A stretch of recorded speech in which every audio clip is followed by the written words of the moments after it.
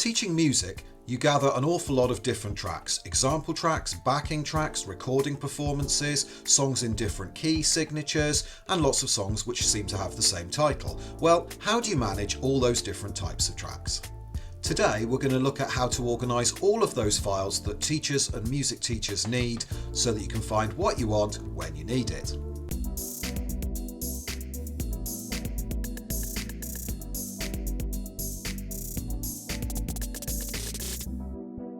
Hey guys, I'm Anthony and this is EdTechMusic, where we look at how technology can help class teachers to deliver music with more enjoyment and engagement. File management for teachers in general can be a nightmare, and when you start teaching music you end up with all sorts of file types and types of files that you just don't know where to put, and it can end up looking like a right nightmare.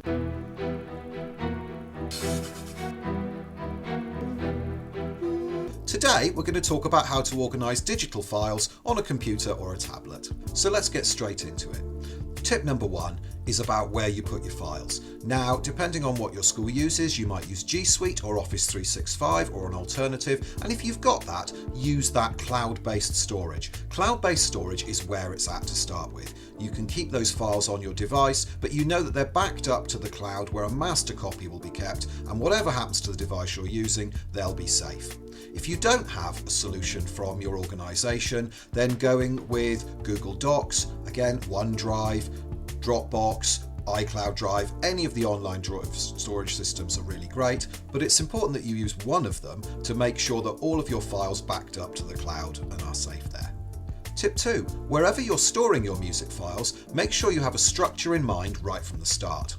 So here I am in my music library. You can see I'm using my OneDrive personal account at the moment, and I'm inside a subfolder called Backing Tracks and Scores. This is my music library for work. It's separate to my working files, and that's the way we want to behave. We want to have a master library where we keep the master copy of everything and copy out of that location for projects, concerts, events and things like that. So when I look at this structure, you can see that I've organised it with some file name conventions. A lot of what I do requires backing tracks, and I've split them by genre, and then by instrument if it's relevant, and then some unsorted files down here. This is the dirty little secret area, ready to be sorted into this location.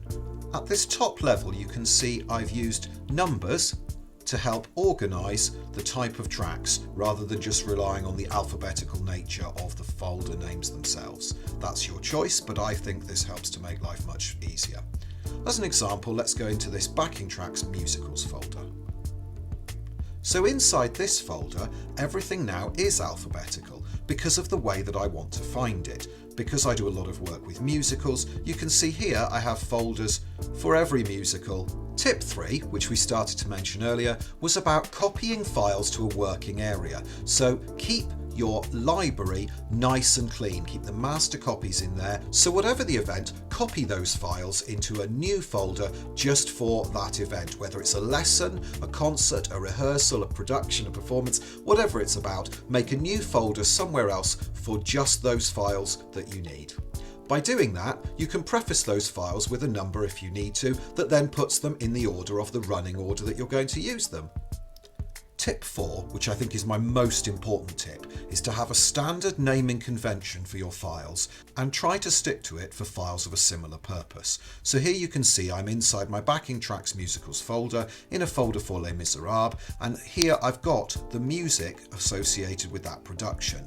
So my format, which all of these files stick to, is the name of the song or piece of music, then what type of file it is. So here a backing track, or a piano vocal score, or an introductory track. This is a full choral 4-part soprano, alto, tenor, bass score, and all of my files, whether they're audio tracks or PDFs of the music, stick to that. The next thing I try to do as often as I can is put the key of the music in the file name. So there are hundreds of details about a piece of music that I could put in the file name, but these are the ones I stick to as being the most relevant to help me find what I need quickly. Then I might additionally include some other details, such as if I've edited the track, here I've got 2 copies of the same track. This one, I've used Audacity to make this one louder at the beginning, and so I've put that as part of the file name. And that leads me on to tip 5, considering what types of file you keep in your library. Here I have a mixture of audio files. This is an MP3. You can see it's just over 2.5 megabyte.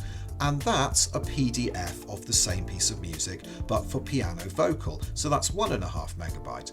Now, in this case, they're not too different in file size, but sometimes the files of audio files compared to PDFs of music can be much, much bigger. So just to consider, do you keep these in separate file systems or all together? And you can see for me, I choose to keep these all together so that the way they're organized, I end up with the backing track or example track next to the copy of the music that I might want to print or use straight off a device.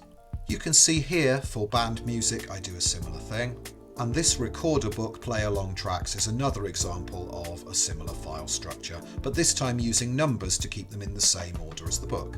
So tip 6 is to have good file name conventions, but to vary it for the types of purpose of those files. So here you can see those music files that we were looking at before, and then on the right next to it, this is some PowerPoint files, but the file name convention I haven't chosen because they're PowerPoint presentations, I've chosen because of the purpose of them. These are my assemblies, or some of the ones I've kept, and you can see here I choose to use a completely different format. Here it's a reverse date order file. Then the purpose of the presentation, which for all of this folder are assemblies. Sometimes I share it with others, but here it's just got my initials. And then the title of the assembly and a bit more detail if I have several the same. Tip 7 is to have an event archive folder, not necessarily to keep all of the files in, but to keep the administration and logistics around events. So here back in my backing tracks area, I've got this one folder at the top, underscored so that it stays at the top, called Production Admin. And when I go into here, you can see this is organized differently. This folder is organized in date order, reverse dated at the beginning, and then by the title of the event. And let's go into this one, for example, Acquires Christmas Concert folder, and in there I have both the running order that I would have used and also the presentation that I might have used to rehearse and maybe to present words as well. They're small files, so it's useful that I've kept them because I probably will need these things again. And tip 8 is about using your operating system to help you sort the files. Here, this large icon view is not particularly helpful.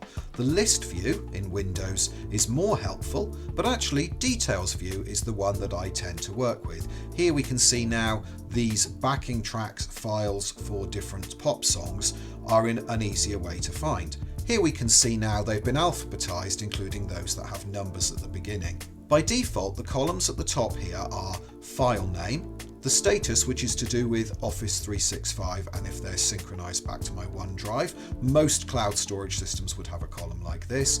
The track number.